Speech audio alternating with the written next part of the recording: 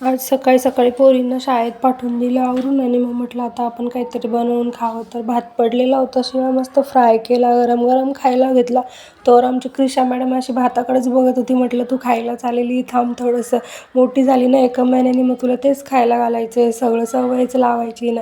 मग दुपारून शौर्याला घेऊन आले आणि थोडा वेळ होता तर म्हटलं चला असं नेलपेंट लावून घ्यावं, स्वतःसाठी पण थोडासा वेळ द्यायलाच पाहिजे ना. आणि हे बघा आमच्या घरात म्हातारा माणूस आहे हा. कपबशीमध्ये चहा लागतो हिला म्हाताऱ्या माणसासारखी. बाप लेकीचं नातं वेगळंच असतं. कितीही आईने दिवसभर लाड करो, शेवटी पोरगी पप्पा पप्पाच करणार आणि पप्पाचेच गुण गाणार. आपण कितीही लाड करा असंच असते. म्हणून एक तरी मुलगा पाहिजे. पण काय आता असं.